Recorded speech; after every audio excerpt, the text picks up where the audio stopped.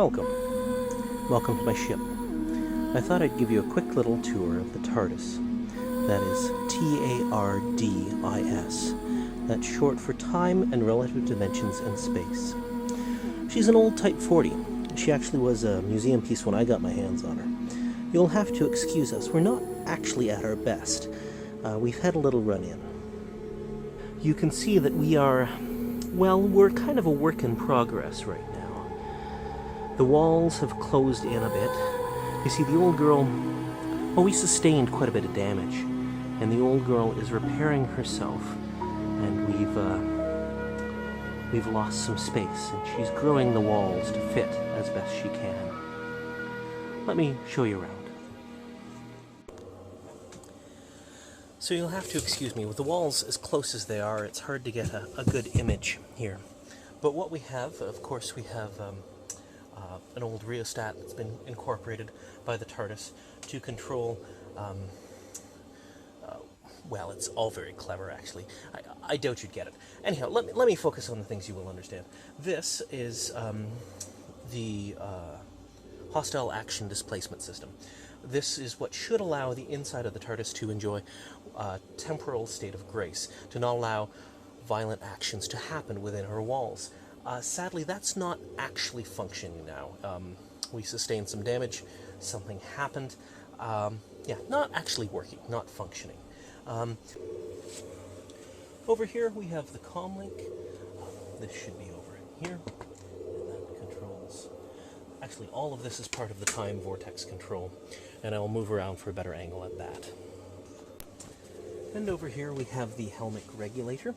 This is actually something that the old girl found. I believe it's part of an old airplane, some sort of throttle trim wheel assembly. But this is used as the helmet regulator to help me control where we're pointed. And the old glass gauge does, it feeds into that. Steadily working our way around, this is the main navigation control. And you can see the old girl has incorporated some traditional means of Earth navigation. There's a gyro compass, which is quite antiquated. Up here we have an antique sextant, which is even more so. But the main navigation control happens through this panel, and fine-tuning through here, and of course over here. A lot of the fine-tuning happens with this tool right there. That's of course a 16-ounce rubber mallet. I love her dearly, but sometimes we just need a little bit of persuasion one way or another.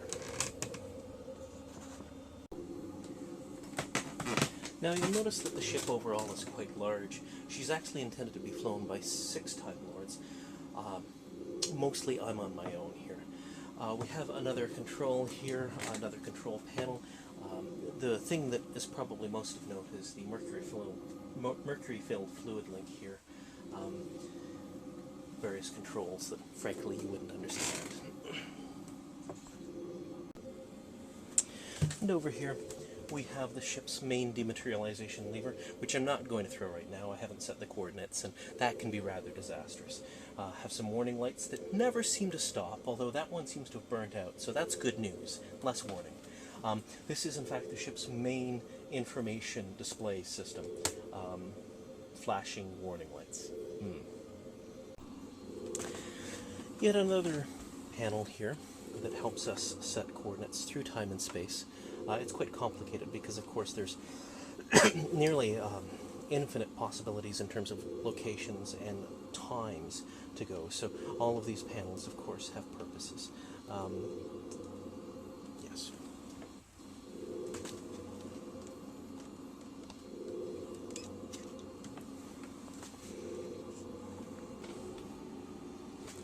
Working our way around to the main control panel, we have a number of important pieces here, and you can see just incorporates whatever tech she can get her hands on. This is part of, I believe, a parking brake from a double-decker bus.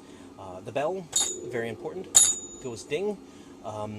We have this piece here that looks very much like the helmet regulator, and the reason for that is, of course, it's also a trim wheel throttle assembly from an old airplane, but in this case, it's being used as a dimensional stabilizer, which is very important in time travel. I don't need to tell you that. And of course we have the vortex loop over here and a secondary one, because often it takes two. And here we are at the main control panel. We have the vector tracker, various knobs and dials which are essential for flying this ship smoothly, as I do like to do. GPO trim foam, lovely for communication.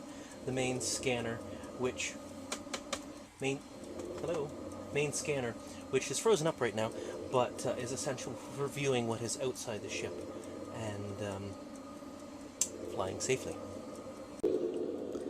And we're moving yet further around the panel. We have the last few knobs, glass gauge, the trilobes, which do turn actually, and this little knob up here, which moves beautifully smoothly. It's one of my favorites actually. It doesn't actually do anything, but it moves beautifully.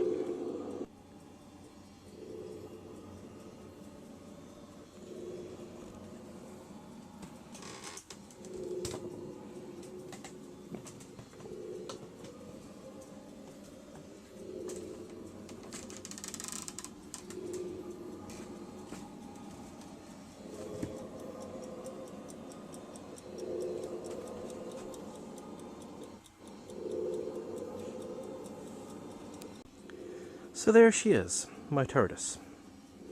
Oh, I forgot to show you the parking brake. I often forget the parking brake, honestly. I hope you enjoyed our little tour.